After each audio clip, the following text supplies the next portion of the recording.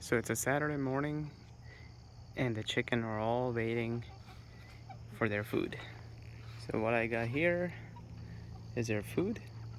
I got it in this coconut oil container, but I'm just using the container to ferment their food and store it.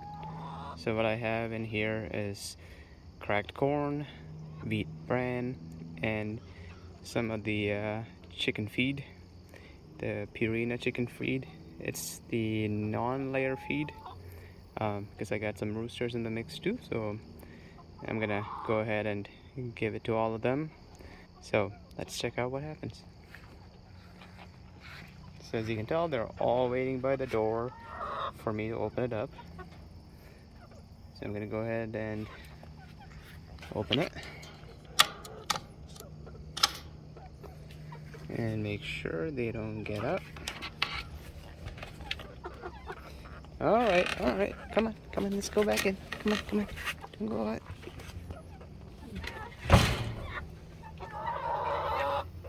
Oh boy, they are growling at me. So last night I left some Spanish needles.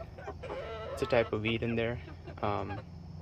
It just grows wild out here in the Midwest region, and looks like they ate most of the leaves out here pretty well. There is still a bunch left. They might end up just eating it later on. Oh, looks like they also managed to drop their ladder off of the little um,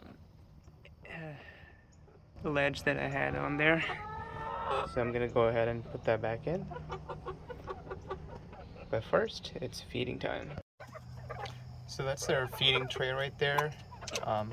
I got bricks put around it on both sides. I should probably put it on the other two sides too. It kind of prevents them from stepping on it and flipping the entire tray over. Then the food sort of starts running out. So we're gonna start putting some food in there. See, that's what's gonna happen when they step on it and there's nothing in it. Okay, so I'm gonna go ahead and put some food in there and get them going. There we go.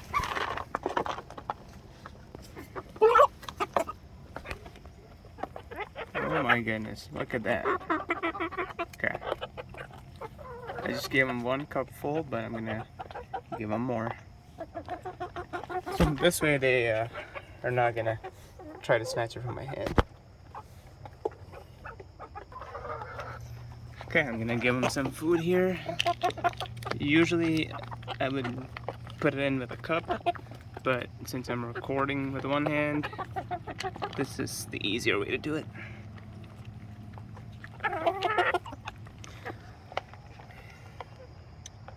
And there you go. They love their cracked corn and a little bit mix of their chicken feed and also the wheat bran.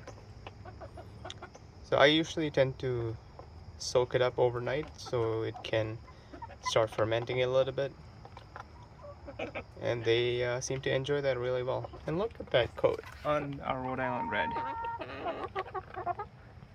It is shining. And look at our Wyandotte. Isn't she a beauty? It's a gold-laced Wyandotte. And back there we got our olive egger, and next to her is our Rhode Island red hen, and that's the Easter egger right there.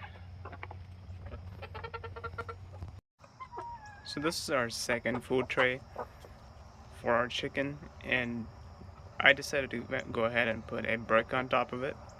So that kind of prevents it from getting tipped over even if they step on it.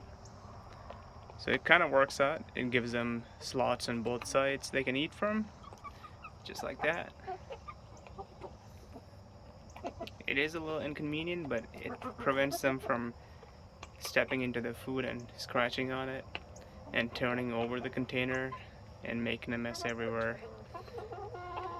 So it keeps it a little bit more hygienic, and they're not eating from the ground.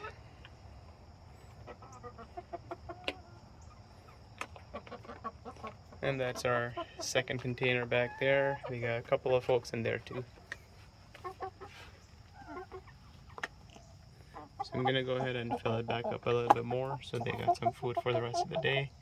And we usually free range them in the evening, so they'll have plenty of food. Well, I hope you guys enjoyed our feeding routine in the morning. And if you did, please go ahead and... Oh, somebody is being a little feisty. If you guys enjoyed this video, please go ahead and hit that like and subscribe button. And as always, stay tuned for more.